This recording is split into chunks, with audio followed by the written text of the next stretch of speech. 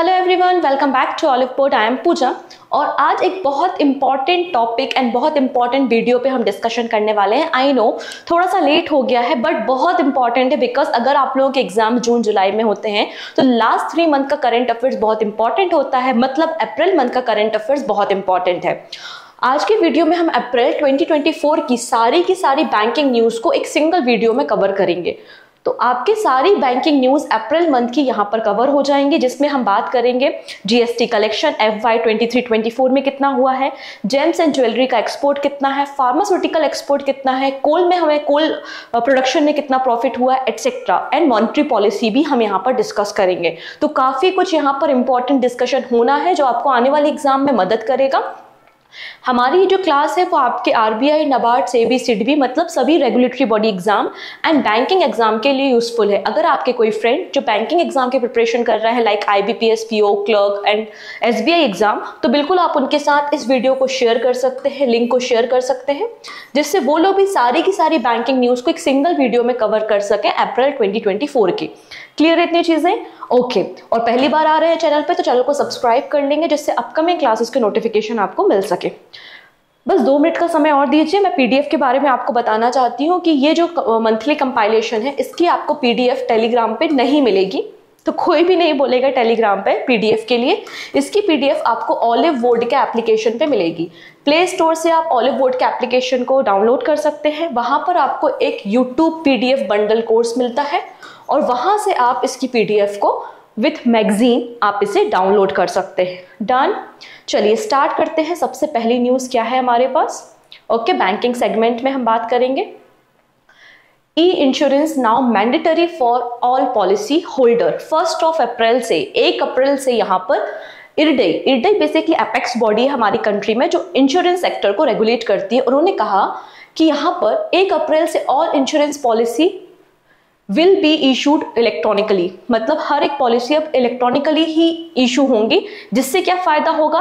Paper work आपको कम लगेगा, documentation कम करना पड़ेगा, फिजिकल कॉपी मिस होने के चांसेस बहुत कम हो जाएंगे। आप इजीली इलेक्ट्रॉनिक वे में अपनी इंफॉर्मेशन को अपडेट कर सकते हैं। फॉर एग्जांपल नॉमिनी का नाम चेंज करना है या कुछ भी डेटा आपको चेंज करना है और आप अपनी पॉलिसी को इजीली ट्रैक कर पाएंगे और उसकी रिन्यू डेट जो है रिन्यू भी आसानी से आप इलेक्ट्रॉनिक मोड पे कर पाएंगे।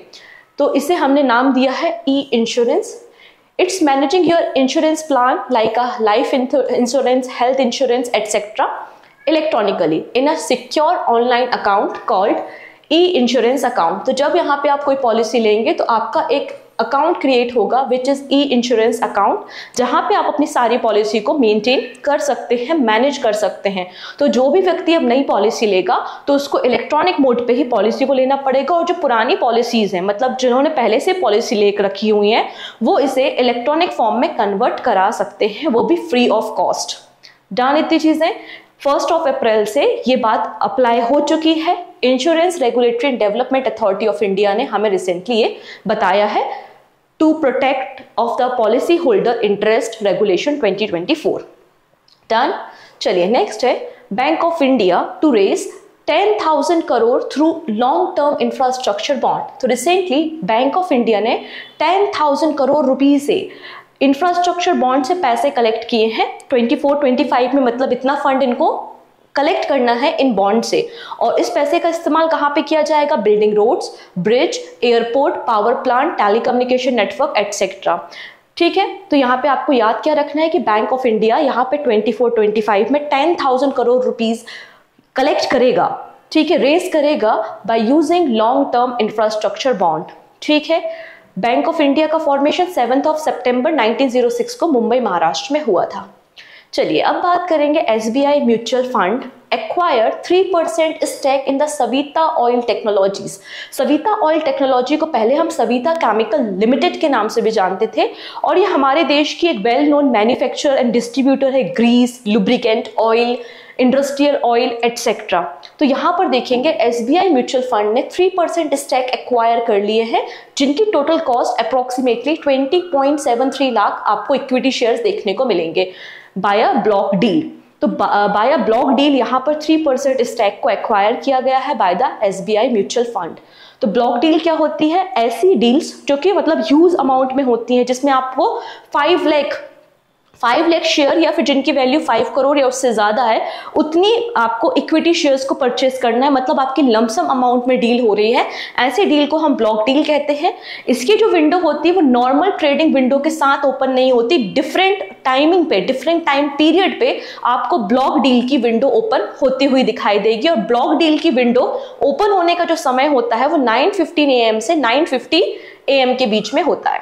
ठीक, चलिए, digital India trust agency RBI। अब यहाँ पे जैसे कि हम कोई प्रोडक्ट लेते हैं या कोई भी फूड प्रोडक्ट है, तो फूड प्रोडक्ट को यहाँ पे उसकी सेफ्टी, उसकी सिक्योरिटी और उसमें सही कंटेंट इस्तेमाल हुआ है कि नहीं, सेफ है कि नहीं, हाइजीन है कि नहीं, ये सारी बातें कौन इंश्योर करता है? तो आपने देखा होगा जो फसई यूनिट होती है, आपकी फूड सिक्योरिटी काउंसिल्स होती हैं, ये सब इस बात को इंश्योर करती हैं। मतलब आपका फूड प्रोडक्ट रजिस्टर्ड होता है। जैसे कि मैगी भी आप खरीदते हो तो पीछे लिखा होता है ना कि यार इसको चेक किया गया है कि नहीं। वैसे यहाँ पे बात हो रही है जो आपके लैंडिंग एप्लीकेशंस है, प्ले स्टोर पे अगर आप जाओगे तो बहुत सारे लैंडिंग एप्लीकेशंस होते हैं, सब लोग बनाते रहते हैं, और जब आप कहीं भी कुछ भी इनरोल कर रहे होते हो तो वो पॉपअप होते रहते हैं और बहुत सारे फ्रॉड भी होते हैं। तो अब इन लैंडिंग एप्लीकेशन को भी एक सर्टिफिकेशन लेना पड़ेगा। वो सर्टिफिकेशन क्या होगा? डिजिटा, मतलब digital India trust agency certification. अगर आप इससे एफिलेटेड हो मतलब आप सिक्योर हो, अदरवाइज यहाँ पे एक लंबी सी लिस्ट, यहाँ पे बहुत लंबी सी लिस्ट गूगल को थमा दी गई है बाय द RBI कि ये बहुत सारे एप्लीकेशन है जो फ्रॉड है या फिर हमसे रजिस्टर्ड नहीं है, आप इनको हटा दो। तो बहुत सारे एप्लीकेशन को गूगल ने अपने प्ले स्टोर से रिमूव कर दिया। Okay, reserve bank of India is considering establishing a digital India trust agency to combat cyber fraud and illegal lending application. ठीक है, and it will be responsible for stopping illegal lending application from popping up. इसके लिए इस landing application को क्या करना पड़ेगा? Verified होना पड़ेगा बाय द RBI। RBI की एप्लीकेशन से आपको वेरीफाइड होना पड़ेगा और आपको सर्टिफिकेशन लेना होगा, डिजिटा सर्टिफिकेशन। अगर आपके पास डिजिटा सर्टिफिकेशन है मतलब आप ऑथोराइज्ड हो, और अगर नहीं है तो आप अनऑथोराइज्ड एक लैंडिंग एप्लीकेशन हो। समझ में आ रहा है? इसके लिए RBI ने कोलैबोरेशन किसके साथ किया है? गूगल के साथ आप देखेंगे कोलैबोरेशन इन्होंने किया है। Credit card breach the 100 million mark in India. Recently RBI ने एक और डेटा हमें पब्लिश किया, क्या कि हमारी कंट्री में total number of credit card कितने इश्यूज हुए हैं बाय द बैंक? आंसर हो जाएगा 100 मिलियन प्लस आपको क्रेडिट कार्ड इशू देखने को मिलेंगे इन द February 2024 का डेटा है। ठीक है, जिसमें अगर हम देखते हैं तो टॉप पर है HDFC bank, and HDFC bank जो है उसने सबसे ज्यादा क्रेडिट कार्ड इशू किए हैं which is 20.4 millions. Clear, second number पे आपको SBI देखने को मिल जाएगा। चलिए, अब यहाँ पर जो 2-3 हम इंपॉर्टेंट डेटा डिस्कस करने वाले हैं, इनको हमें थोड़ा ध्यान से समझना है। ठीक है, यहाँ पे बात हो रही है GST कलेक्शन इन 23-24। जो हमारा फाइनेंशियल ईयर खत्म हुआ है उसमें हमारा total goods and service tax collection या GST कलेक्शन कितना था। इसमें बोला गया है कि 23-24 में हमारा जो GST कलेक्शन है वो प्रीवियस ईयर के कंपैरिजन में 11.7% की ग्रोथ हमने देखी है। And for the first time GST collection 20 lakh crore से क्रॉस गया है। ठीक है, for the first time gross goods and service tax collection cross the 20 lakh crore rupees mark in the financial year. तो अपने आप में खास है। अगर आप ओवरऑल फिगर देखते हैं कि कितना हमारा GST कलेक्शन हुआ है 23-24 में, तो 20.18 लाख करोड़ रुपीस का हमारा GST कलेक्शन है, जो प्रीवियस ईयर के कंपैरिजन में 11.7% आपको देखने को मिल जाएगा। ठीक है, अब ये तो हो गया पूरे साल भर का GST कलेक्शन की पूरे ईयर में 23-24 में हमारा जो GST कलेक्शन है विच इज 20.18 लाख करोड़।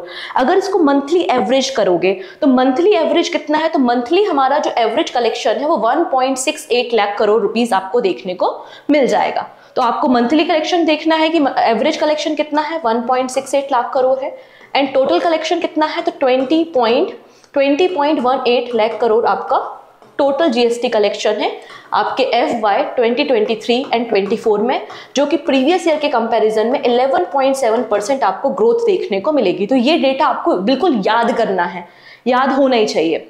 अब यहाँ पे अगर हम बात करते हैं मार्च 2024 के GST कलेक्शन के बारे में, तो मार्च 2024 में हमारा जो GST कलेक्शन हुआ था वो 1.78 लाख करोड़ रुपीस का हुआ था। और ये अभी तक का, जब से GST को इंट्रोड्यूस किया गया है, मतलब सिंस 1 जुलाई 2017, ये सेकेंड टाइम इतना हाईएस्ट आपको GST कलेक्शन देखने को मिलेगा। तो second highest second highest GST collection कब हुआ है हमारा? मार्च 2024 में हुआ है, which is 1.78 lakh crore rupees. और अभी तक का जो हाईएस्ट जीएसटी कलेक्शन है वो अप्रैल 2023 में हुआ था, which is 1.87 lakh crore rupees. Is that clear? Done इतनी चीजें। आइए अब हम बात करते हैं थोड़ा सा जीएसटी के बारे में। तो जीएसटी अगर हम देखेंगे तो हमारी कंट्री में कॉन्स्टिट्यूशन में एक अमेंडमेंट किया गया था, which is 101 constitutional amendment act 2016, और उसके बाद एक आर्टिकल इंट्रोड्यूस किया गया which is article 246A in the constitution. और 1 जुलाई 2017 से हमारी कंट्री में एक इनडायरेक्ट टैक्स इंट्रोड्यूस किया गया which is GST. That's why 1 जुलाई को हम जीएसटी डे सेलिब्रेट करते हैं। चलिए अब बात करते हैं सेबी के बारे में। सेबी का एक एप्लीकेशन है जिसका नाम है स्कोर। स्कोर का फुल फॉर्म आपसे एग्जाम में पूछा जा सकता है, हालांकि सेबी ने इस स्कोर को बंद कर दिया है अब। तो स्कोर का फुल फॉर्म है SEBI complaint redressal system score. इस प्लेटफॉर्म को 2011 में, जून 2011 में SEBI security and exchange board of India ने इसे लॉन्च किया था। क्यों लॉन्च किया था? तो सिक्योरिटी मार्केट में जो भी इन्वेस्टर्स हैं उनकी जो भी कंप्लेंट्स होती हैं वो यहाँ पे कंप्लेंट रजिस्टर कर सकते हैं। ठीक है, अब यहाँ पे इन्होंने एक अपग्रेडेड वर्जन बोल सकते हैं, या जो प्रीवियस वर्जन था उसको खत्म करके एक नया वर्जन लॉन्च किया है जो कि ज्यादा यूजर फ्रेंडली है, विच इज स्कोर 2.0। तो recently security and exchange board of India ने अपग्रेडेड 2.0 वर्जन ऑफ स्कोर को लॉन्च किया है, जो कि ज्यादा यूजर फ्रेंडली है। और कंप्लेंट जो सॉल्व करने का टाइम पीरियड है तो 21 कैलेंडर डेज में यहाँ पर जो भी कंप्लेंट लॉन्च की जाती है बाय द इन्वेस्टर, तो यहाँ पे 21 कैलेंडर डेज में उनकी कंप्लेंट को रिजॉल्व किया जाएगा। और यहाँ पर 2 टियर रिव्यू प्रोसेस है, मतलब फर्स्ट लेवल पे यहाँ पर एक कमेटी सेटअप की जाएगी जो कि आपकी कंप्लेंट को रिव्यू करेगी, और रिव्यू करने के बाद अपने ओपिनियंस देगी, आपकी कंप्लेंट को रिजॉल्व करेगी। मे बी आप उनकी जो आपकी जो कंप्लेंट उन्होंने रिजॉल्व की उनके सॉल्यूशन से आप सेटिस्फाइड हो, और मे बी नॉट। तो अगर आप सेटिस्फाइड नहीं हो तो उसके बाद फिर सेबी डायरेक्टली आपकी कंप्लेंट को देखेगी। डन। चलिए अब बात करते हैं आरबीआई की मॉनेटरी पॉलिसी के बारे में। तो देखिएगा, समझिए, मेरा पहली तो पॉइंट यहाँ पे समझ लीजिए, आपके पेपर जुलाई में अगर होते हैं तो जून मंथ में वापस से मॉनेटरी पॉलिसी कमेटी की मीटिंग होगी और वापस से इस डेटा को रिवाइज किया जाएगा। और अगर जून से पहले कोई एग्जाम है तो फिर तो इसको इंपॉर्टेंट लिख लेते हैं, और जून के बाद कोई एग्जाम है तो वापस से जुलाई में डेटा पब्लिश होगा। ठीक है, इतनी चीजें, क्योंकि यहाँ पे लिखा है कि next meeting monetary policy committee की शेड्यूल की गई है 5 जून टू 7 जून 2024। डन। चलिए, तो फिलहाल हम इस मीटिंग के बारे में बात करते हैं। रिजर्व बैंक ऑफ इंडिया के गवर्नर शक्तिकांत दास जी ने आरबीआई मॉनेटरी पॉलिसी कमेटी की मीटिंग को हेड किया था, और इस बार भी हमारा जो रेपो रेट है उसको अनचेंज रखा है, which is 6.5% for the 7th consecutive time. तो 7th टाइम यहाँ पर रेपो रेट में कोई चेंजेस नहीं हुए। इसके अलावा आरबीआई ने हमारा जो इकोनॉमिक ग्रोथ है उससे भी फॉरकास्ट किया है फॉर FY25, मतलब 2024-25 के लिए हमारी जो ग्रोथ होगी वो 7% होगी अकॉर्डिंग टू द आरबीआई। इसके अलावा CPI मतलब कंज्यूमर प्राइस इंडेक्स, हमारा इन्फ्लेशन कितना होगा? तो 4.5% आपको इन्फ्लेशन देखने को मिलेगा, which is lower than 5.4% in FY24। तो 4.5% आपको इन्फ्लेशन रेट देखने को मिलेगा FY25 में। ठीक है, इसके अलावा एक और नई चीज इन्होंने कही है कि trading of sovereign green bonds permitted in international financial service centre, मतलब अब जो सोवरियन ग्रीन बॉन्ड्स है उनको IFSC से भी ट्रेडिंग की जा सकेगी, which is in gift city Gandhinagar Gujarat. ठीक है, और यहाँ पे जो नॉन बैंक पेमेंट सिस्टम्स हैं उनको भी परमिशन दे दी गई है by the RBI to operate CBDC wallet. अभी तक केवल कुछ ही स्पेसिफाई बैंक थे और बैंकिंग सेक्टर जिनको आरबीआई ने लाइसेंस या सर्टिफिकेशन दिया हुआ था या परमिशन दी हुई थी कि आप CBDC वॉलेट को इशू कर सकते हैं, तो केवल उतने ही बैंक इसको इशू करते थे। बट यहाँ पे permission non bank payment systems को भी दे दी है। CBDT वॉलेट क्या होते हैं? इनको सेंट्रल बैंक डिजिटल करेंसी के नाम से जानते हैं, जिसको हम ई-रुपया या डिजिटल रुपी के नाम से भी जानते हैं। ठीक है, नेक्स्ट क्या बोला है? Net inflow by the FPI। यहाँ पे फॉरेन पोर्टफोलियो इन्वेस्टमेंट की बात की गई है कि हमारा जो फॉरेन पोर्टफोलियो इन्वेस्टमेंट है वो $41.6 बिलियन आपको देखने को मिला 23-24 में। ठीक है, अभी तक का ये सेकेंड हाईएस्ट था सिंस 2014-15, ऐसी बात यहाँ पे कही गई। इंडिया अभी भी टॉप पर बना हुआ है largest recipient of remittance in the world. ठीक है, इतनी चीजें। और क्या बोला है, आरबीआई ने प्रपोज किया है permitting linking of prepaid payments instrument through the third party UPI application. So ये जो प्रीपेड पेमेंट इंस्ट्रूमेंट या आपके जो पीपीआईज है, ये फ्लेक्सिबिलिटी के साथ यूपीआई पेमेंट कर सकते हैं। ये सारी बातें यहाँ पे कही गई। नेक्स्ट बात करते हैं हम अपने शेयर मार्केट के बारे में। Bajaj auto, Tata motors and coal India among top 5 index performer in FY24। यहाँ पर देखिएगा जो हमारा शेयर मार्केट का डेटा है उसमें कहा गया है कि जो हमारा निफ्टी 50 है या जो सेंसेस में टॉप 30 कंपनीज आती हैं इंडिया की, उसमें आपको टॉप 5 इंडेक्स देखने को मिलेंगे जिनका सबसे पॉजिटिव ग्रोथ और सबसे अच्छा परफॉर्मेंस देखा गया। फर्स्ट नंबर पे Bajaj auto, then Tata motors, coal India, Adani ports and Hero MotoCorp आपको देखने को मिल जाएगी। ठीक है, अब कोल इंडिया के बारे में इन्होंने कहा कि coal India limited produce 773.6 million ton of coal in FY24। तो 2023-24 में मतलब जो हमारा फाइनेंशियल ईयर खत्म हुआ है उसमें हमारा टोटल जो कोल प्रोडक्शन हुआ था तो वो 773.6 मिलियन टन का था, और फॉर द फर्स्ट टाइम यहाँ पे 1 billion ton of coal and lignite production हुआ है।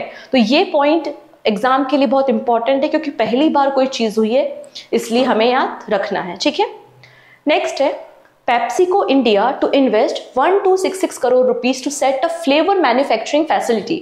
तो पेप्सिको इंडिया ने कहा है कि हम उज्जैन मध्य प्रदेश में अपनी एक नई मैन्युफैक्चरिंग फैक्ट्री सेटअप करेंगे, फ्लेवर मैन्युफैक्चरिंग फैसिलिटी, जिसके लिए इन्होंने टोटल इन्वेस्ट करने की बात की है विच इज 1266 करोड़ रुपीस।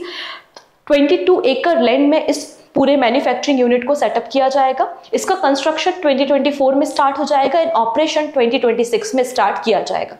ठीक, नेक्स्ट है Jammu and Kashmir bank join hand with the pay mart India to unveil virtual ATM facility.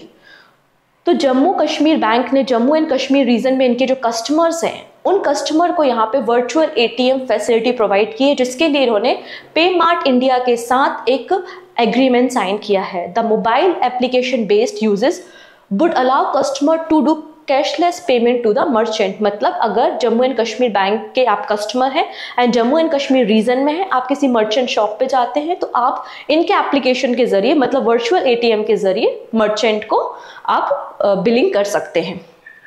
Next है Tata AIA unveil payment solution system on WhatsApp. देखिएगा ये पहली अपनी तरीके का पहला इंश्योरेंस प्लेटफॉर्म है जिसमें व्हाट्सएप के जरिए आप इंश्योरेंस प्रीमियर को भर सकते हैं। ये फैसिलिटी इंट्रोड्यूस की थी, तो ये अपने आप में खास है। ठीक है, तो Tata AIA life insurance has unveil a premium payment service by WhatsApp, making it the first type in industry. Previously इन्होंने UPI बेस्ड ट्रांजेक्शन्स अलाउ किया था व्हाट्सएप से, लेकिन अब आप व्हाट्सएप से UPI के साथ साथ डेबिट कार्ड, क्रेडिट कार्ड और दूसरी जो नेट बैंकिंग्स हैं उनका इस्तेमाल करके भी आप अपने इंश्योरेंस को पे कर सकते हैं। और इसके अलावा पहले जो लिमिट थी कि पॉलिसी होल्डर्स मिनिमम आप 2 लाख रुपीस तक की लिमिट थी, मतलब आप 2 लाख रुपए तक का प्रीमियम भर सकते हैं, लेकिन इस लिमिट को भी बढ़ाकर 1 करोड़ रुपीस कर दिया है for the policy holder. Recently किसने? टाटा AIA इंश्योरेंस ने डन इतनी चीजें, तो इसलिए आपको इसका नाम याद रखना है। इसके अलावा इन्होंने एक एप्लीकेशन भी लॉन्च किया है, मतलब आप व्हाट्सएप के जरिए सॉफ्ट कॉपी को भी डाउनलोड कर सकते हैं, अपने पॉलिसी डॉक्यूमेंट को, प्रीमियम सर्टिफिकेट को डाउनलोड कर सकते हैं। आप यहाँ पे जो भी रिन्यूबल आपको कराना है आपकी पॉलिसीज को, तो आप रिन्यू करा सकते हैं, पेमेंट कर सकते हैं। इसके अलावा इन्होंने एक इंटरेक्टिव सर्विस बॉट जिसका नाम है ताशा, इसे भी लॉन्च किया है एंड ताशा 24/7 आपको असिस्टेंट प्रोवाइड करेगी। अगर आपके कोई डाउट है तो आप ताशा से पूछ सकते हैं। नेक्स्ट है union bank raise 42,000 crore rupees from DIFC to fund overseas business growth. तो DIFC क्या है? Dubai international financial centre. Dubai international financial centre जो दुबई ब्रांच में है, दुबई की ब्रांच है, और इन्होंने मतलब यूनियन बैंक ने 42,000 करोड़ रुपीस फंड रेज किए हैं अपने ओवरसीज मतलब अदर कंट्रीज में अपने बिजनेस के एक्सपांशन के लिए, अपने बिजनेस की ग्रोथ के लिए। ठीक है, इतनी चीजें तो किसने? यूनियन बैंक ने। नेक्स्ट है Canara bank launch health care loan and saving account for women's. यहाँ पे मैं कैनरा हील के बारे में बात कर रही हूँ। तो कैनरा बैंक एक पब्लिक सेक्टर बैंक है और इसने अपने कस्टमर एक्सपीरियंस को इंक्रीज करने के लिए, इन्हांस करने के लिए कुछ प्रोडक्ट्स लॉन्च किए हैं। और उनमें एक प्रोडक्ट है कैनरा हील, जो कि फोकस करता है आपके हेल्थ केयर सेक्टर पे। अगर आप हॉस्पिटल में जाते हैं और आपको पैसों की कमी हो जाती है, शॉर्टफॉल ऑफ द एक्सपेंसेस या एक्सपेंडिचर, तो आप यहाँ पे इस हेल्थ केयर इंश्योरेंस को ले सकते हैं और क्लेम कर सकते हैं अपने अमाउंट को, जिसके लिए इन्होंने कैनरा हील नाम से एक नया प्रोडक्ट लॉन्च किया है। इसके अलावा आप देखेंगे रिजर्व बैंक इनोवेशन हब, जो कि सब्सिडरी है आरबीआई की, launch digital self help group initiative named Canara self help group e money. तो यहाँ पर आप देखेंगे जो सेल्फ हेल्प ग्रुप्स हैं उनको भी door step digital service provide करने के लिए कैनरा बैंक ने आरबीआईएच के साथ मिलकर यहाँ पर Canara self help group e money को भी लॉन्च किया है। ठीक है, इसके अलावा customize saving account for women भी लॉन्च किया है और उस अकाउंट का नाम है कैनरा एंजल। तो Canara angel, Canara self help group e money और इसके अलावा आपका कैनरा हील, तो 3 प्रोजेक्ट यहाँ पे आपको देखने को मिल जाएंगे कैनरा बैंक के। अब जो नेक्स्ट कहानी है वो बड़ी इंपॉर्टेंट है।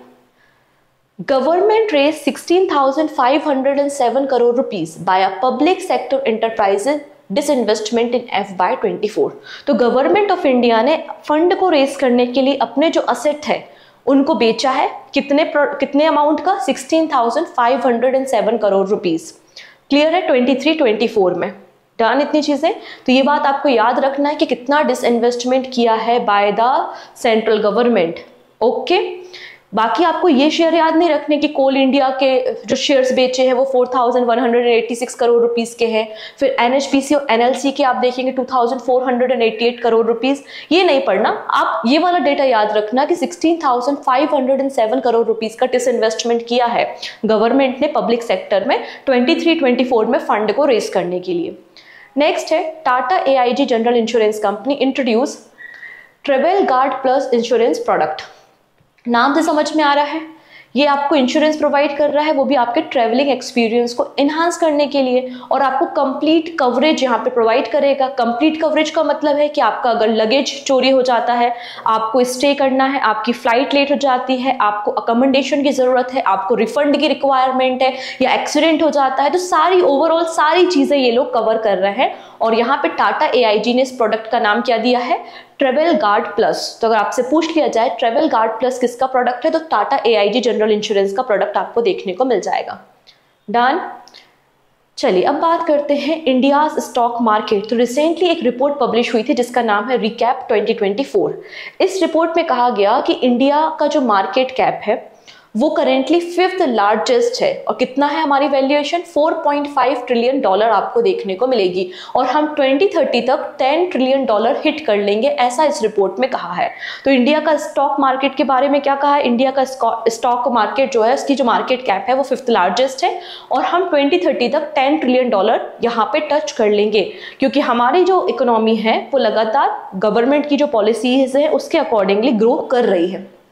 ठीक है, और इंडिया 3rd लार्जेस्ट इकोनॉमी बन जाएगा इन द वर्ल्ड बाय 2027। कब तक? तो 2027 तक हम वर्ल्ड की 3rd लार्जेस्ट इकोनॉमी बन जाएंगे। ठीक है, अगर हम बात करते हैं मार्केट कैप के हिसाब से, तो मार्केट कैप के हिसाब से अभी हम 5th नंबर पे हैं। हमसे ऊपर कौन है? USA, China, Japan, Hong Kong and India. India का मार्केट कैप कितना है? $4.5 ट्रिलियन है, और हमारा टारगेट 2030 का $10 ट्रिलियन का है अकॉर्डिंग टू दिस रिपोर्ट।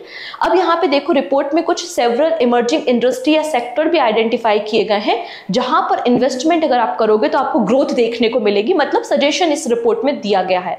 जैसे कि battery energy storage solution, green hydrogen, biotechnology, animation, visual effect, gaming and comic and semiconductor chip manufacturing. ठीक है, फिर यहाँ पर इन्होंने ना अलग अलग जो हमारे Nifty, senses, mid cap 100, small cap 250 companies की जो लिस्ट होती है उनके भी शेयर्स बताए हैं कि कितना यहाँ पर हमने अचीव किया है इन 23-24 में।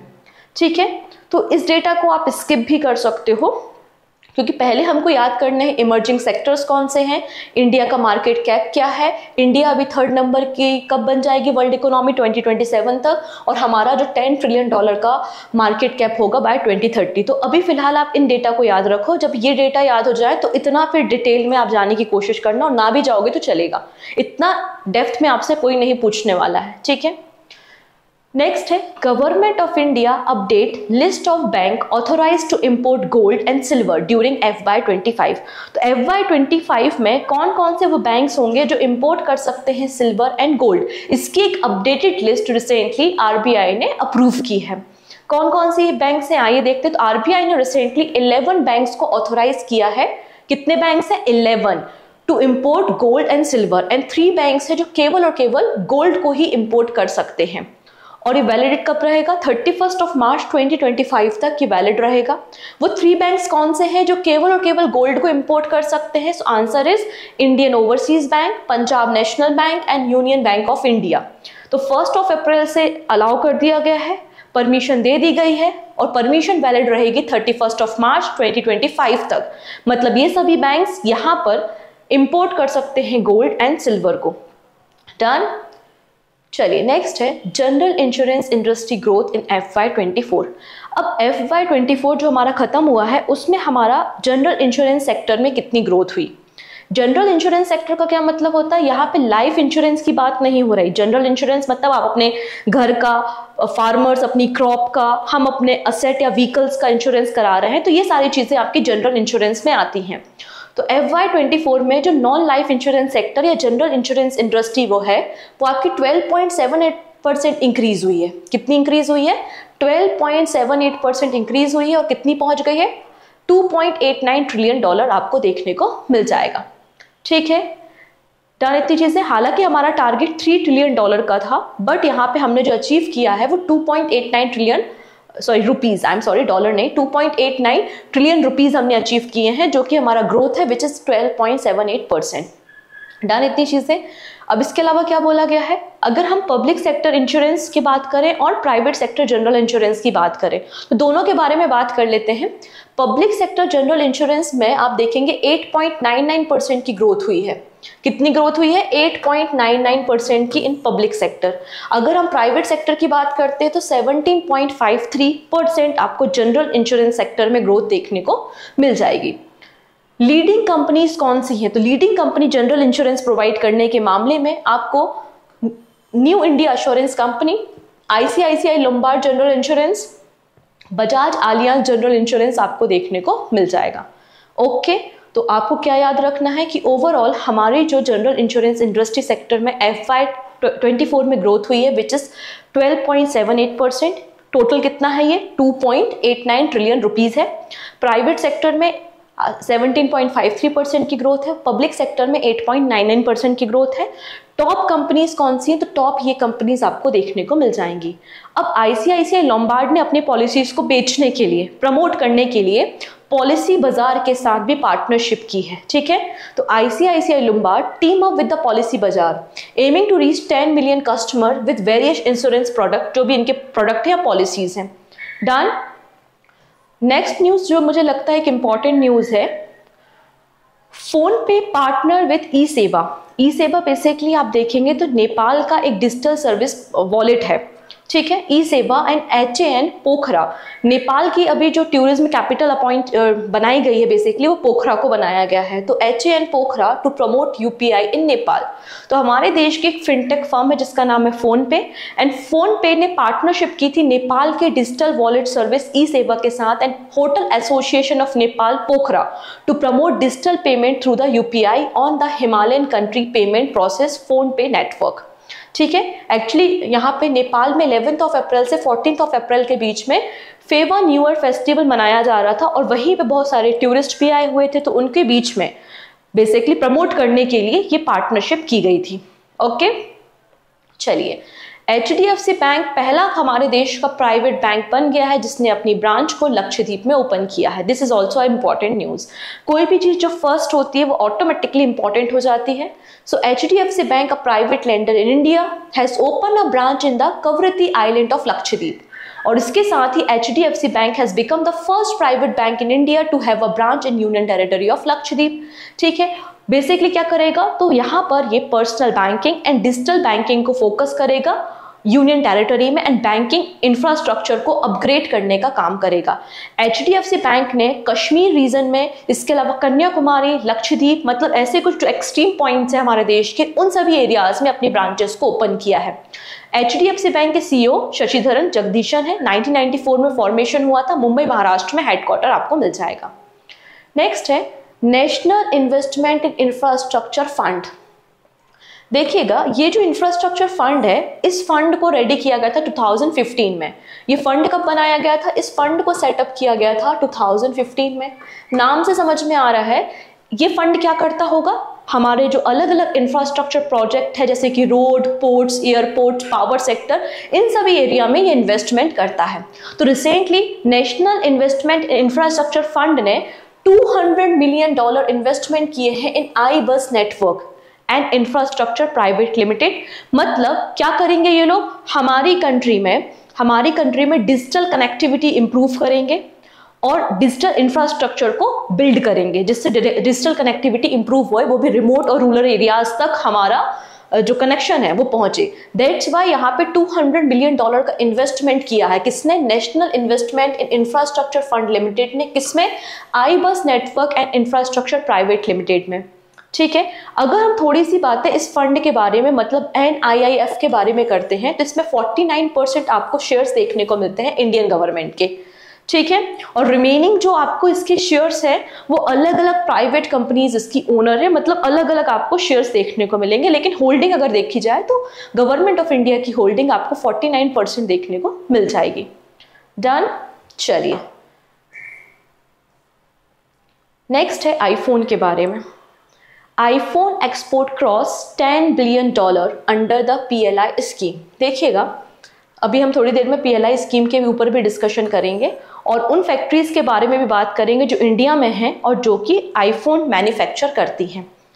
मैं आपको बता दूं कि आईफोन क्या करता है, कॉन्ट्रैक्ट बेसिस पे मैन्युफैक्चरिंग कराता है अपने हार्डवेयर्स की। जो आप डिवाइस देखते हो वो अलग अलग देशों में, अलग अलग कंपनीज में फॉर्म होता है। इनके सॉफ्टवेयर भले अलग जगह फॉर्म होते होंगे, लेकिन जो हार्डवेयर है वो डिफरेंट कंपनीज में उसके कंपोनेंट्स को मैन्युफैक्चर किया जाता है।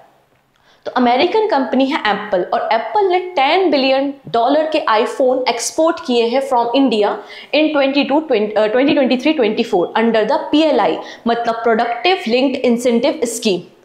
This is almost double last year export. Actually जब कोई सेक्टर को, किसी कंपनी को PLI स्कीम के अंदर लाया जाता है तो इनके कुछ अपने टारगेट्स होते हैं। जैसे कि यहाँ पे एप्पल का जो टारगेट था कि आपको $10 बिलियन का एक्सपोर्ट करना है, कब तक? 24-25 तक करना है। बट इन्होंने एक साल पहले, 1 ईयर अर्लियर ही इस टारगेट को अचीव कर लिया। ठीक है, इसलिए ये न्यूज का विषय बन गया। अब आपको यहाँ पे आईफोन में देखेंगे तो iPhone export accounted for 70% of apples total production in FY24। अगर हम इसकी मेजर 3 सप्लायर्स देखते हैं इन इंडिया तो आप देखेंगे एक कंपनी जिसका नाम है Foxconn, exported 60% of its total iPhone. फिर है आपका पेगाट्रॉन 74% एंड विस्ट्रॉन को नाउ टाटा ग्रुप ने एक्वायर कर लिया है, तो 97% आपको देखने को मिलेगा। ये 3 बड़े सप्लायर्स आपको देखने को मिलेंगे। इंडिया ने जो आईफोन के प्रोडक्ट्स हैं या मैन्युफैक्चर्स करने की शुरुआत कब से की थी? तो 2020 से। तो Apple started contract manufacturing it's phone in India in 2020 and Foxconn ये फर्स्ट कंपनी है जिसने इंडिया में अपना प्रोडक्शन स्टार्ट किया था। ठीक है, और ये ताइवान की कंपनी आपको देखने को मिल जाएगी। तो एक क्वेश्चन मुझे याद आ रहा है, ये जो फॉक्सकॉन कंपनी है इसी के जो हेड है, CEO हैं, उनको हमने कोई अवार्ड वगैरह भी दिया है, शायद पद्मश्री, पद्म भूषण, भारत रत्न। आप मुझे जरा कमेंट करके बताइए कौन सा अवार्ड हमने इनको दिया है। ठीक है, 2024 के जनवरी मंथ के करंट अफेयर से एक क्वेश्चन आया है।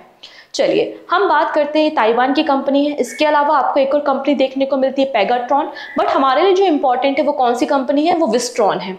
तो the only Indian company which manufacture iPhone in India is Wistron, और विस्ट्रॉन कंपनी को टाटा इलेक्ट्रॉनिक्स ने 2023 में एक्वायर कर लिया था। Tata electronics is building up Apple's largest assembly plant in Hosur Tamil Nadu. तो हसूर तमिलनाडु में लार्जेस्ट मैन्युफैक्चरिंग असेंबली प्लांट को सेटअप किया जा रहा है। अगर हम PLI स्कीम के बारे में बात करते हैं तो गवर्नमेंट ऑफ इंडिया ने प्रोडक्शन लिंक्ड इंसेंटिव मतलब PLI स्कीम को मार्च 2020 में इंट्रोड्यूस किया था एज अ पार्ट ऑफ आत्मनिर्भर भारत कैंपेन। क्लियर। अब इसके अंदर इनिशियली 14 सेक्टर्स कवर होते थे, ठीक है। इनिशियली आप देखेंगे 14 सेक्टर से अंडर द PLI स्कीम आपको देखने को मिल जाएंगे, ठीक है।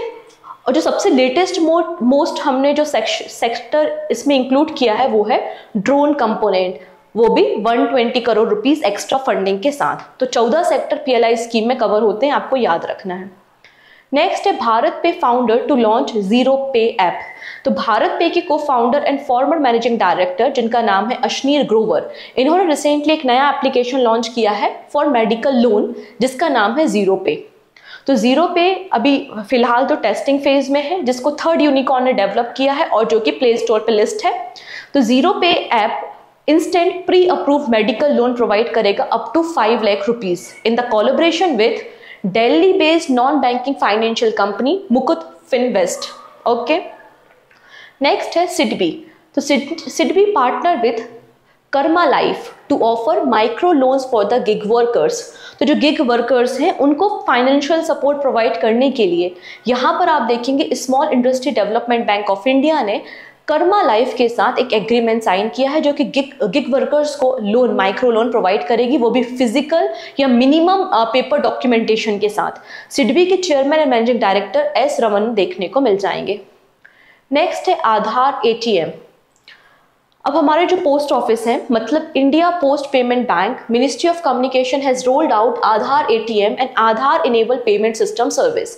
इसमें क्या है कि कोई भी कस्टमर है तो अपने आधार कार्ड को आइडेंटिफाई कराकर वो बेसिक बैंकिंग ट्रांजेक्शन कर सकता है। It is a payment service that allow a bank customer to use Aadhaar as an identity to access Aadhaar enabled bank account and perform basic banking transaction. For example कोई person है जो बीमार है, घर पे अकेला है और उसको इमीडिएट बेसिस पे किसी कैश की रिक्वायरमेंट है, तो इनकी ऑनलाइन एप्लीकेशन में जाके आप लिखिए, हेल्पलाइन डालिए कि हमको ये इतना 5000 रुपीज कैश चाहिए है।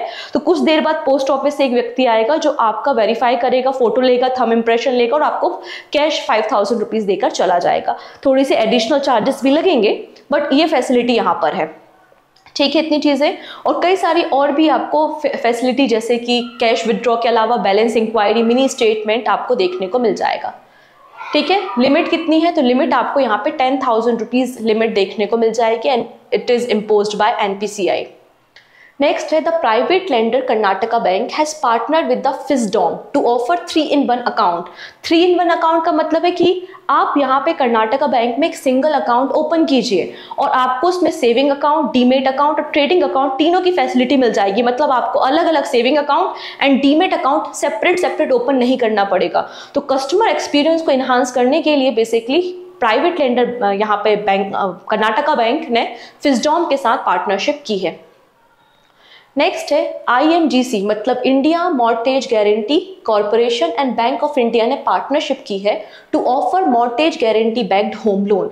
तो बेसिकली जो low and middle income group वाले लोग हैं और वो अपना घर लेना चाहते हैं, तो यहाँ पे ऐसे कस्टमर को अफोर्डेबल हाउसिंग सेगमेंट में हाउसिंग फैसिलिटी प्रोवाइड करने के लिए India mortgage guarantee corporation and bank of India ने पार्टनरशिप की है और यहाँ पे mortgage guarantee backed home loan product यहाँ पे प्रोवाइड किए जाएंगे।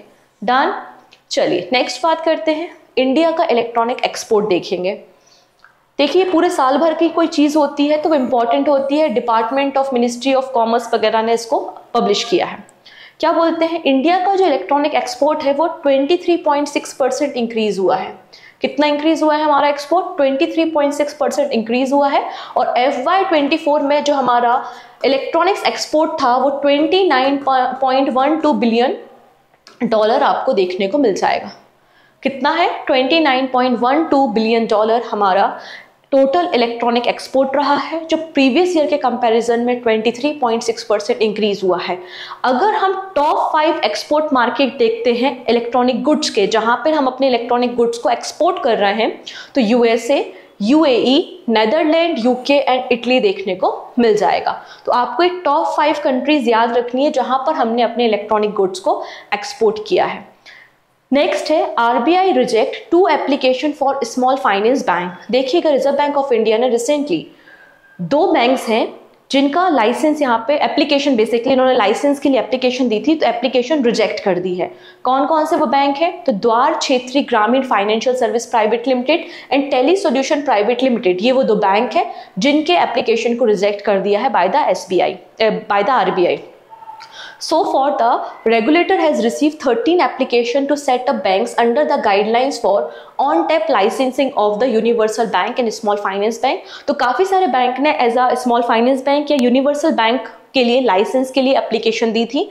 अभी आप देखेंगे फिनो पेमेंट बैंक ने भी RBI के पास स्मॉल फाइनेंस बैंक के लिए अप्लाई किया था जनवरी के मंथ में। और भुवनेश्वर बेस्ड एक बैंक है जिसका नाम है अन्नपूर्णा फाइनेंस प्राइवेट लिमिटेड, इन्होंने यूनिवर्सल बैंक लाइसेंस के लिए अप्लाई किया था और अभी ये दोनों एप्लीकेशन अंडर कंसिडरेशन है। ठीक, नेक्स्ट है स्पेशल रुपी वॉस्ट्रो अकाउंट। तो मैंने आपको डिटेल में एक्सप्लेन किया था कि क्या होते हैं वॉस्ट्रो एंड नॉस्ट्रो अकाउंट। तो बेसिकली यहाँ पर म्यांमार के साथ हम इंपोर्ट कर रहे हैं पल्सेस को, तो यहाँ पे हमारा सेम करेंसी में ट्रांजैक्शन हो सके, दैट्स वाई यहाँ पर हम स्पेशल रुपए वॉस्ट्रो अकाउंट को ओपन कर रहे हैं। Indian government has simplified the payment mechanism for traders importing pulses from the Myanmar by implementing the rupee Kayad direct payment system through the special rupee Vostro account by the Punjab National Bank। तो Punjab national bank की मदद से Vostro account open किया जा रहा है, जिससे क्या होगा, हम इंडियन करेंसी या फिर जो म्यांमार की करेंसी है उनमें ही हम लोकल करेंसी में ट्रांजेक्शन कर सकते हैं। ओके है, डन। तो वॉस्ट्रो अकाउंट के बारे में हमने डिटेल में पढ़ा हुआ है, अभी हम डिटेल में बातें नहीं कर रहे। नेक्स्ट है CBDT मतलब central board of direct tax sign record number of 125 advance pricing agreement in FY 23-24। तो अगर पूछ लिया जाए CBDT ने FY 23-24 में कितने एडवांस प्राइसिंग एग्रीमेंट साइन किए हैं, तो विच इज 125, जिसमें से 86 यूनिलेटरल है और 39 आपको बायलेटरल एडवांस प्राइसिंग एग्रीमेंट देखने को मिलेंगे। तो एडवांस प्राइसिंग एग्रीमेंट हालांकि मैंने एक्सप्लेन किया हुआ है, शॉर्ट में मैं आपको फिर से एक्सप्लेन कर देती हूँ। फॉर एग्जांपल, मैं कोई एक बड़ी बिजनेसमैन हूँ, थोड़ी देर के लिए मान लो, ठीक है, अच्छा लगेगा मुझे भी आप मान लोगे तो। मैं थोड़ी देर के लिए आप मानते हैं कि हम एक बड़े बिजनेसमैन हैं, तो हमारे कई सारे कंपनीज हैं और मुझे मतलब इंडिया में भी कंपनीज हैं एंड अदर कंट्रीज में भी कंपनीज हैं और मैं टैक्स चोरी करना चाहती हूँ, टैक्स बचाना चाहती हूँ। तो उस केस में मैं क्या करूँगी, फॉर एग्जाम्पल मेरी कोई कंपनी है ABC और ABC जो कंपनी है मेरी वो टायर बनाती है। क्या बनाती है? तो टायर्स को बनाने का काम करती है। ओके है, टायर बनाने के लिए रबड़ की रिक्वायरमेंट है, रबड़ को हम इम्पोर्ट कर रहे हैं। तो मेरी ही कोई कंपनी है जो कि मालदीव्स में है, फॉर एग्जांपल XYZ, ये मेरी ही कंपनी है और ये रबड़ बनाती है, इसके पास रबड़ है। तो मैं इससे क्या कहूँगी, तो मुझे रबड़ इंपोर्ट मतलब रबड़ मुझे एक्सपोर्ट कर दो और इसका इस्तेमाल मैं टायर बनाने के लिए करूंगी। और आप अपनी जो बिलिंग करो, जो मार्केट प्राइस है 10 रुपीज़ है, आप 10 नहीं 100 रुपीज़ के हिसाब से बिलिंग करो तो ज़्यादा बिलिंग शो करेंगे। तो यहाँ पर ये जो मैं अपनी कंपनीज का ज़्यादा यहाँ पे बताऊंगी कि मैंने ज़्यादा इंपोर्ट किया है, मेरे लॉसेस हो रहे हैं, प्रॉफिट कम है और इस चक्कर में अपना टैक्स बचा लूंगी। ठीक है, तो ऐसी प्रॉब्लम ना आए इसलिए गवर्नमेंट पहले ही एडवांस प्राइसिंग एग्रीमेंट्स को साइन कर लेती है। मतलब आपका जो मार्केट रेट चल रहा है कि रबड़ के प्राइस आपके 10 रुपीज़ से 15 रुपीज़ ही हैं, आपको इनके बीच में ही इंपोर्ट करना है, तो पहले ही साइन कर ली। अब मेरी XY कंपनी हो या कहीं चौथी पांचवी कहीं और भी कंपनी हो, मैं इस रेंज से ज़्यादा प्रोडक्ट को, इतने प्राइस से ज़्यादा प्रोडक्ट को इंपोर्ट कर ही नहीं सकती। समझ में आ रहा है? तो ऐसा गवर्नमेंट पहले ही कर लेती जिससे टैक्स को बचाया जा सके, जो कंपनीज टैक्स चोरी कर रही हैं तो ना करे वो। ठीक है, इसे हम एडवांस प्राइसिंग एग्रीमेंट कहते हैं। तो गवर्नमेंट और कंपनी के बीच में होता है तो इसे हम यूनिलेटरल कहते हैं, और जब दो गवर्नमेंट्स के बीच में होता है इसे हम बायलेटरल एग्रीमेंट कहते हैं। तो total 125 advance pricing agreement sign हुए हैं और ये अभी तक का हाईएस्ट है।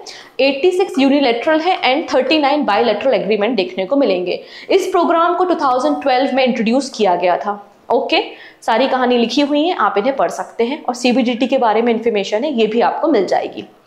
अब यहाँ पे अगला जो टर्म न्यूज में था वो था shrinkflation.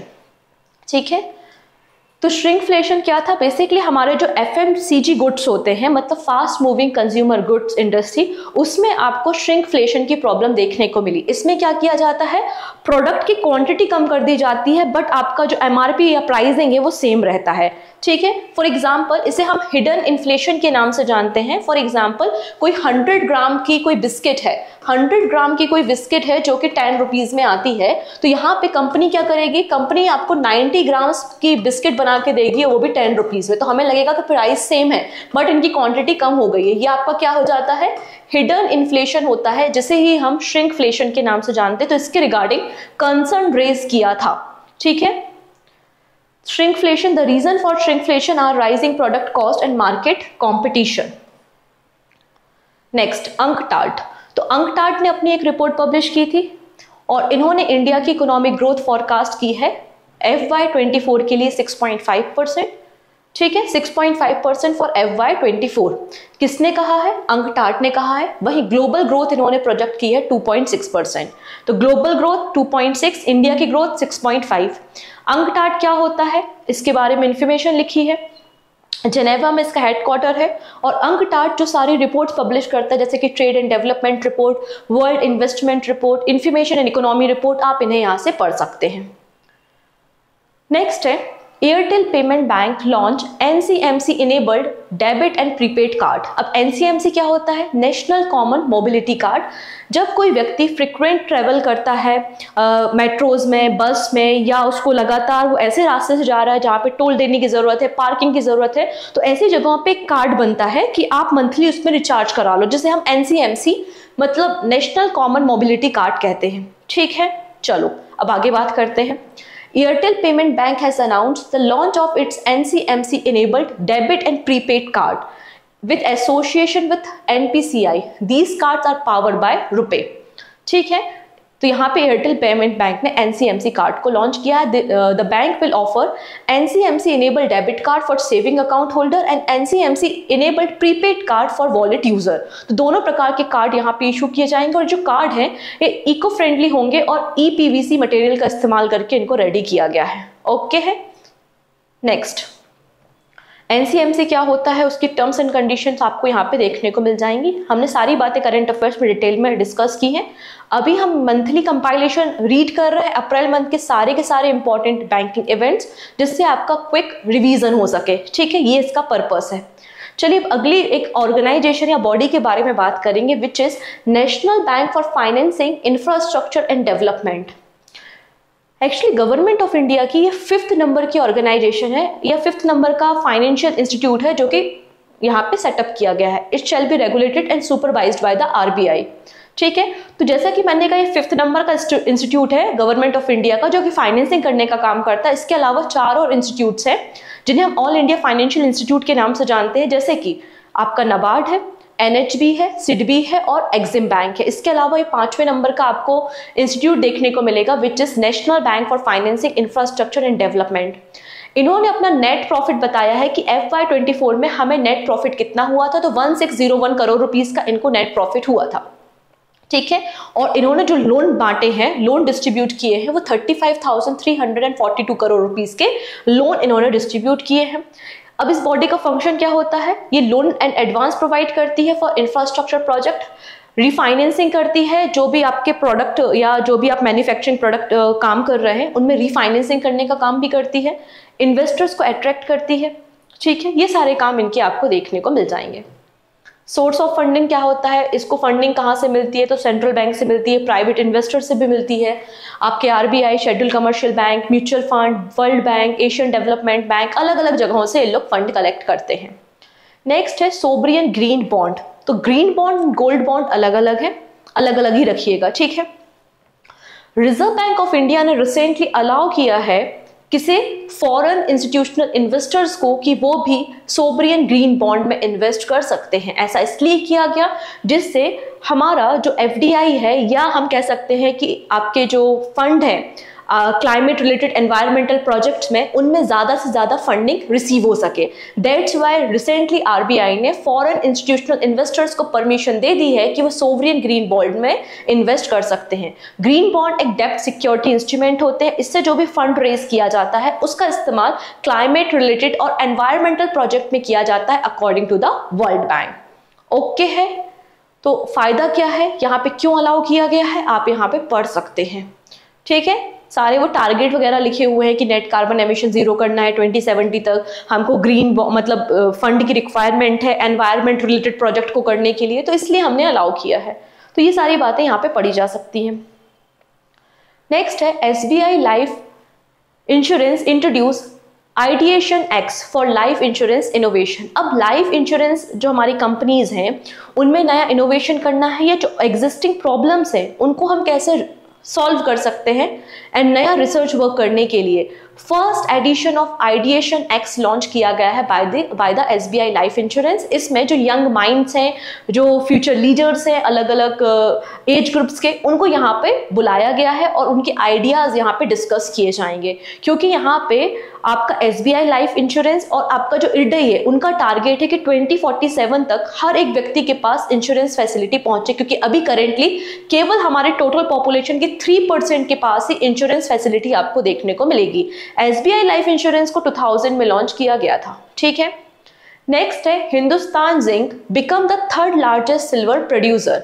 Recently world silver survey 2024 की रिपोर्ट आई थी जिसमें बताया गया कि हिंदुस्तान जिंक लिमिटेड जो कि वेदांता ग्रुप की कंपनी है और ये वर्ल्ड की third largest silver producer company है और second largest zinc producing company आपको देखने को मिल जाएगी इन द वर्ल्ड। कौन सी? हिंदुस्तान जिंक। भारती एयरटेल ने एक डील साइन की है to merge Sri Lankan unit with the Dialog Axiata. Actually Bharti Airtel ने श्रीलंका में अपने बिजनेस को स्टार्ट किया था 2009 में, ठीक है। भारती एयरटेल लंका ये होली ओन सब्सिडरी है भारती एयरटेल की, जो कि एक टेलीकॉम कंपनी है हमारी कंट्री की। और यहाँ पर आप देखेंगे मलेशिया की एक कंपनी है जिसका नाम है एक्सिटा ग्रुप, और एक्सिटा ग्रुप की सब्सिडरी है जिसका नाम है डायलॉग, जो कि श्रीलंका में टेलीकॉम प्रोवाइडर है। तो यहाँ पे डायलॉग को अपने पूरे के पूरे शेयर्स भारती एयरटेल ने बेच दिए, तो 100% डायलॉग ने एक्वायर कर लिए हैं भारती एयरटेल लंका के शेयर्स को। RuPay launch link it forget it campaign at IPL 2024 to promote credit card on UPI। अभी हमारा जो IPL खत्म हुआ है तो IPL में एक कैंपेन रन किया गया था जिसका नाम है link it and forget it. तो रुपे ने NPCI के कोलैबोरेशन के साथ इस कैंपेन को लॉन्च किया था, ठीक है। और ये जो कॉन्सेप्ट था इसे डेवलप किया था DDV मुद्रा ग्रुप ने, ओके। और यहाँ पे जो पर्सनालिटी थे जो एडवर्टाइजिंग कर रहे थे उनका नाम था शंकर महादेवन। नेक्स्ट है क्रेड, एक फिनटेक यूनिकॉर्न कंपनी है which is Cred, can operate as a payment aggregator. Recently RBI ने इसको as a payment aggregator licence provide किया है। और क्रेड की बात करते हैं तो इसका फॉर्मेशन कुणाल शाह ने 2018 में किया था, और RBI ने ये जो पेमेंट एग्रीगेटर फ्रेमवर्क लॉन्च किया था वो मार्च 2020 में लॉन्च किया था। चलिए बात करते हैं इंडिया का ज्वेलरी एक्सपोर्ट। 62% ओवरऑल ग्रोथ हुई है इन FY24। तो पहले हम जेम्स कैटेगरी में बात करते हैं एंड फिर ज्वेलरी, तो जेम एंड ज्वेलरी हम कैटेगरी यहाँ पे डिस्कस करेंगे। तो अगर इंडिया की बात करते हैं तो इंडिया का जो प्लेन गोल्ड ज्वेलरी एक्सपोर्ट है वो 61.72%, अप्रोक्सीमेटली 62% ग्रोथ हुआ है, विच इज $6,792 मिलियन, ठीक है। प्रीवियस ईयर के कंपैरिजन में आपको ग्रोथ देखने को मिलेगी। ये रिसेंट डेटा पब्लिश किया गया है, किसने किया पब्लिश? Gem and jewellery export promotion council ने इसको पब्लिश किया है, ठीक है। और UAE एक इमर्जिंग मार्केट है जो कि जहां पर हम सबसे ज्यादा अपने प्लेन गोल्ड ज्वेलरीज को एक्सपोर्ट करने का काम करते हैं फ्रॉम इंडिया, ठीक है। Market of UAE and Bahrain accounted for over 85% of India's plane gold jewellery export. तो 85% हमारी प्लेन गोल्ड ज्वेलरी कहाँ एक्सपोर्ट हो रही है? तो UAE एंड बहरीन में आपको देखने को मिल जाएगा। डन इतनी चीजें। नेक्स्ट क्या बोला है? पहले इन्होंने कुछ और बातें कही है, जैसे कि जेम एंड ज्वेलरी की बात की है कि 23-24 में हमारा जो टोटल एक्सपोर्ट था वो 2,65,187 करोड़ रुपीस था, जो कि प्रीवियस ईयर के कंपैरिजन में डिक्लाइन हुआ है, विच इज 12.17%। अब कंफ्यूज मत होना, अभी आपने पढ़ा कि ज्वेलरी एक्सपोर्ट, तो हमने जब ज्वेलरी एक्सपोर्ट की बात की तो हम इंक्रीज हुआ है, लेकिन जब हम जेम एंड ज्वेलरी दोनों को जोड़ेंगे ना तो आप देखेंगे कि हमारा जो एक्सपोर्ट है वो डिक्लाइन आपको देखने को मिल जाएगा, ठीक है। डन। बाकी आप यहाँ पे देख सकते हैं कि कौन कौन सी इमर्जिंग मार्केट है और हमने कहाँ से कौन से प्रोडक्ट को इंपोर्ट किया है। नेक्स्ट है Aegon life insurance get new identity, will now be called बंधन लाइफ। तो बंधन financial holding has officially taken over Aegon life insurance. तो बंधन फाइनेंशियल होल्डिंग ने क्या किया, इस कंपनी को एक्वायर करके इसका नाम चेंज करके बंधन लाइफ कर दिया है, ठीक है। और जिसकी टैगलाइन रखी है भारत की उड़ान बंधन से। बंधन फाइनेंशियल होल्डिंग की शुरुआत 2008 मुंबई से हुई थी। नेक्स्ट है रेजर पे launch UPI switch with Airtel payment bank. देखिएगा, ये यूपीआई इंफ्रास्ट्रक्चर इन्होंने रेडी किया है। तो फिनटेक यूनिकॉर्न कंपनी है जिसका नाम रेजर पे है और इन्होंने अपना खुद का यूपीआई इंफ्रास्ट्रक्चर लॉन्च किया है with the association of Airtel payment bank. जैसे कि यूपीआई का अपना खुद का एक इंफ्रास्ट्रक्चर होता है जिससे वो ट्रांजैक्शन करता है, और यूपीआई आप देखते हैं एक ही सेकंड में हजारों ट्रांजैक्शंस को कर देता है। तो वैसे ही इन्होंने भी अपना यूपीआई स्विच करके एक यूपीआई इंफ्रास्ट्रक्चर तैयार किया है एयरटेल पेमेंट बैंक की मदद से, जो कि क्लाउड आपको रेडी करके देगा और आपकी जो सक्सेस रेट है ट्रांजैक्शंस की वो इंक्रीज हो जाएगी, और 10,000 ट्रांजैक्शन पर सेकेंड को ये सपोर्ट करता है। ठीक है, यूपीआई स्विच। नेक्स्ट है Indian bank and Tata solar power to finance central rooftop solar scheme. कुछ समय पहले प्रधानमंत्री ने पीएम सूर्यघर मुफ्त बिजली योजना को लॉन्च किया था। इस मुफ्त बिजली योजना के अंदर 1 करोड़ घरों के ऊपर हमें रूफटॉप सोलर सिस्टम को इंस्टॉल करना है।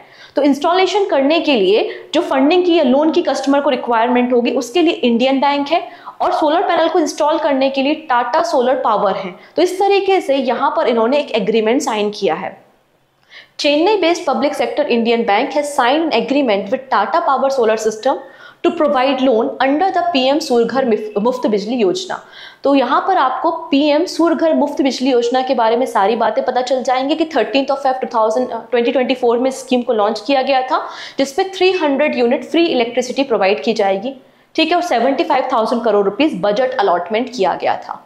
ठीक, अब बात करते हैं इंडिया का फार्मास्यूटिकल मार्केट। तो इंडिया का फार्मास्यूटिकल एक्सपोर्ट इंक्रीज हुआ है बाय 10%, और हमारा 23-24 में जो टोटल एक्सपोर्ट हुआ है वो $28 बिलियन का आपको देखने को मिल जाएगा। टॉप डेस्टिनेशन क्या है जहां पर हम इंडिया के फार्मास्यूटिकल प्रोडक्ट्स को, मेडिसिन को एक्सपोर्ट करते हैं? So answer is America, then Britain, और फिर आपको नेदरलैंड देखने को मिल जाएगा। अब इंडिया की जो फार्मास्यूटिकल इंडस्ट्री है उसका टारगेट कितना है? तो टारगेट है कि हम अपना मार्केट $130 बिलियन तक एक्ससीड करेंगे बाय द 2030। ठीक, डन, ओके। नेक्स्ट, भारत पे इंट्रोड्यूस भारत पे वन। तो भारत पे वन क्या है? एक all in one payment product है जिसमें आपको QR कोड भी मिलेगा, वाईफाई, 4G नेटवर्क के साथ स्पीकर, सारी चीजें आपको एक सिंगल डिवाइस में मिल जाएंगी। तो भारत पे ने इंट्रोड्यूस किया है भारत पे वन। ये 100+ सिटीज में फर्स्ट फेज में लॉन्च किया जाएगा और नेक्स्ट 6 मंथ में 450+ सिटीज में इसको लॉन्च कर दिया जाएगा। पेयू, तो पेयू को भी RBI ने as a payment aggregator licence दिया है। पेयू एक Netherland based payment service provider है जो कि ऑनलाइन मर्चेंट को पेमेंट सर्विस प्रोवाइडिंग करने का काम करती है। 2002 में इसका फॉर्मेशन किया गया था। नेक्स्ट है SBI कार्ड ने इंट्रोड्यूस किया है एक नया credit card which is Miles, और माइल्स के भी 3 आपको वेरिएंट्स देखने को मिलेंगे, Miles elite, SBI card Miles prime और SBI कार्ड माइल्स आपको देखने को मिल जाएगा। ये क्या करेगा? बेसिकली ये आपकी ट्रैवलिंग एक्सपीरियंस को बढ़ाने के लिए है, जिसमें आप जो भी इन्होंने क्या किया, अलग अलग एयरपोर्ट्स के साथ, अलग अलग होटल्स के साथ एग्रीमेंट साइन किया है।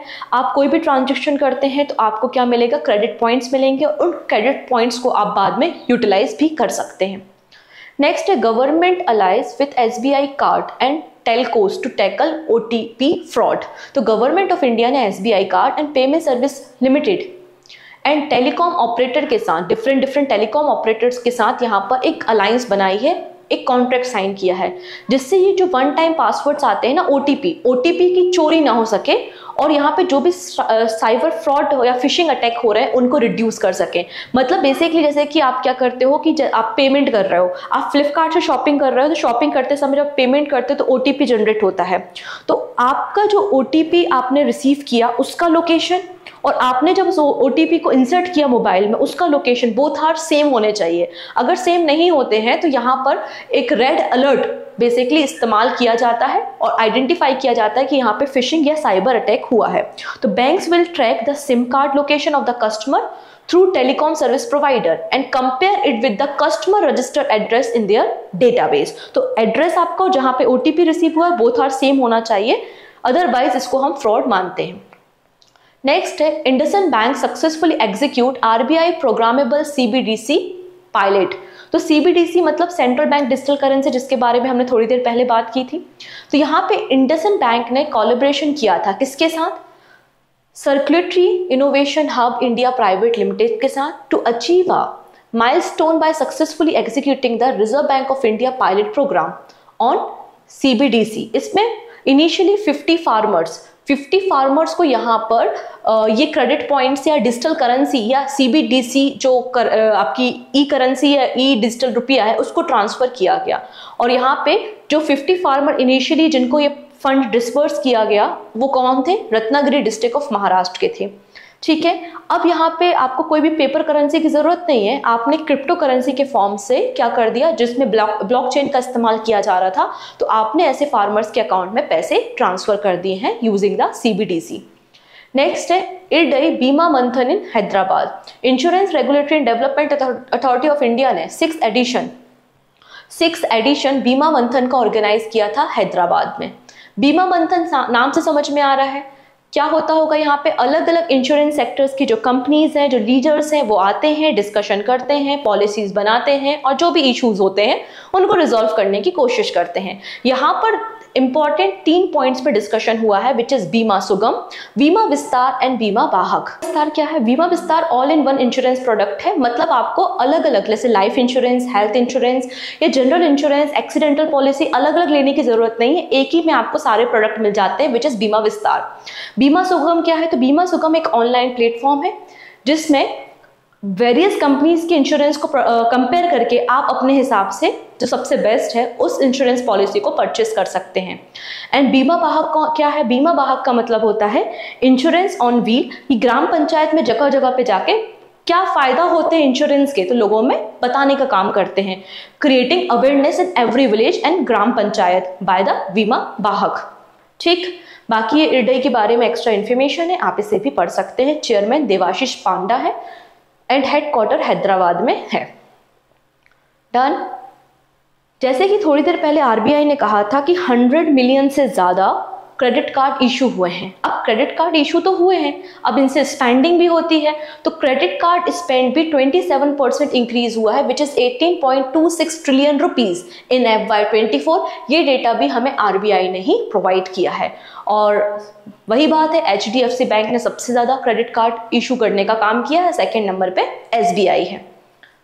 नेक्स्ट है, दिस इज इंपॉर्टेंट न्यूज, यहां से मुझे लगता है आने वाले समय में क्वेश्चन बनेगा।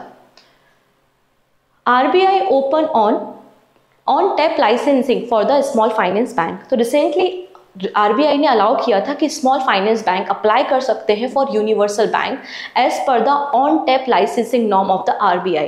तो यहाँ पे क्राइटेरिया क्या होता है कि कोई small finance bank universal bank कब बन सकता है, तो यहाँ पे कुछ कंडीशंस होती हैं। A minimum 5 year satisfactory performance track record, shares of bank have to be listed recognized stock exchange, a minimum net worth of 1000 crore at the end of the previous quarter, shall have the prescribed capital to risk weighted asset ratio according to the Basel norms, having a net profit in the last 2 financial year and having the gross NPA asset of the less than or equal to 3%। अगर ऐसी कुछ conditions होती हैं तो ऐसे small finance bank universal bank के लिए licence के लिए अप्लाई कर सकते हैं। और ऑन टैप लाइसेंसिंग क्या होती है? ये काम करती है under the banking regulation act 1949। इसमें बेसिकली RBI की जो विंडो होती है वो ओपन रहती है और इसमें जो एलिजिबल कैंडिडेट्स होते हैं वो लाइसेंस के लिए अप्लाई कर सकते हैं। Under this model RBI announce a time frame within which any eligible entity can apply for banking licence.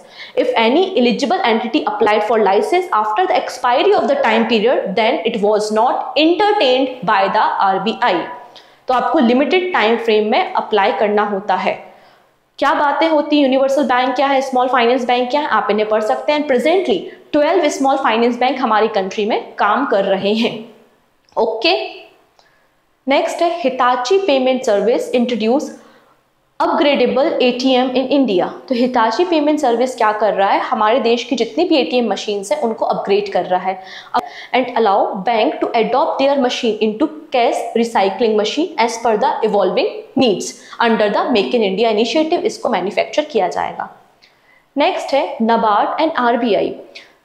NABARD and RBI developed innovation hub to foster digital agri lending. तो यहाँ पे जो हमारा national bank for agriculture and rural development है उन्होंने collaboration किया है RBI की सब्सिडरी जिसका नाम है आरबीआई एज, और दोनों मिलके यहाँ एग्रीकल्चर लोन की जो प्रोसेस होती है उसको फास्ट अप करने के लिए एक नया डिजिटल प्लेटफॉर्म बना रहे हैं। तो इन्होंने क्रिएट किया है एक digital platform to simplify the process of obtaining Kisan credit card for the farmers, and this platform will be available to the cooperative banks and regional rural bank, RRBs में भी ये अकाउंट अवेलेबल होंगे, जिससे यहाँ पे जो टाइम लगता है फार्मर्स को, पेपर वर्क की प्रोसेस होती है, उस लंबी सी प्रोसेस को रिड्यूस किया जा सकेगा। ठीक है, एंड क्विक डिलीवरी यहाँ पे प्रोवाइड की जाएगी। तो ये इनिशिएटिव रिसेंटली लॉन्च किया है। The pilot phase of the partnership will start be implementing in selected RRBs including the Karnataka Gramin bank, Maharashtra Gramin bank and the cooperative bank in Andhra Pradesh. तो पायलट बेसिस पे इन 3 आरआरबीज में इसे स्टार्ट किया जाएगा। ठीक, नेक्स्ट है India's e commerce market will be world 3rd largest by 2030। यहाँ पर देखेंगे इन्वेस्ट इंडिया ने अपना रिपोर्ट पब्लिश किया और इस रिपोर्ट में कहा कि इंडिया का जो ई कॉमर्स इंडस्ट्री है वो लगातार ग्रोथ कर रही है, और लगातार ग्रोथ हो रही है इसलिए इंडिया का जो ई कॉमर्स मार्केट है वो वर्ल्ड का 3rd लार्जेस्ट मार्केट बन जाएगा विद वैल्यूएशन $325 बिलियन बाय 2030। ऐसा इन्वेस्ट इंडिया ने अपनी रिपोर्ट में कहा है। अभी अगर बात करते हैं इन्वेस्ट इंडिया की रिपोर्ट के अकॉर्डिंगली, जो आप इंटरनेट प्रोवाइडर्स की बात करते हैं या इंटरनेट यूजर बेस के बारे में बात करते हैं, तो वर्ल्ड का 2nd largest internet user base आपको इंडिया में देखने को मिलेगा, और इंडिया में टोटल जो कस्टमर्स हैं जो इंटरनेट यूज करते हैं वो है 881 मिलियन यूजर्स हैं। ठीक है, India is in good position to become the 3rd largest online retail market by the 2030। तो हम वर्ल्ड का 3rd नंबर का ऑनलाइन रिटेल मार्केट बन जाएंगे बाय 2030। ये बात रिसेंटली इन्वेस्ट इंडिया ने कही है। अंत में कुछ शॉर्ट न्यूज है, जैसे कि Fincare merge with AU small finance bank और 1 अप्रैल से इफेक्ट में आ गया है। Similar HDFC Bank has decided to sell its 100% stake in HDFC Education and Development Service Private Limited. ठीक है, and the transaction will be undertaken through the Swiss Challenger method. तो यहाँ पर HDFC Bank ने decide किया है कि वो अपने 100% स्टैक जो कि HDFC Education Development Service Limited में है उनको बेच देगी। ठीक, तो ये थी कुछ शॉर्ट न्यूज। बाकी हमने सारी बातें तो डिटेल में डिस्कशन कर ही ली हैं। आई होप आपको सारी बातें समझ में आई होंगी। आई नो कुछ फैक्चुअल डेटा होते हैं आपको याद करने होते हैं, नोट्स बना के थोड़ा सा याद कीजिए। एटलीस्ट अप्रैल, मई और जून के करंट अफेयर्स तो आपको पूरे पता होने चाहिए। भले आप बाकी रिमेनिंग जो 3 मंथ्स के करंट अफेयर्स है तो आप उनको अगर थोड़ा बहुत यहाँ वहाँ ऊपर नीचे कर भी दोगे तो चलेगा, लेकिन ये जो 3 मंथ्स होते हैं ये बड़े इंपॉर्टेंट होते हैं। इनकी करंट अफेयर्स आप याद रखेंगे और इसकी PDF के लिए आप ऑलिव बोर्ड के एप्लीकेशन को डाउनलोड कर सकते हैं। ठीक है, सो मिलते हैं नेक्स्ट वीडियो में। Take care.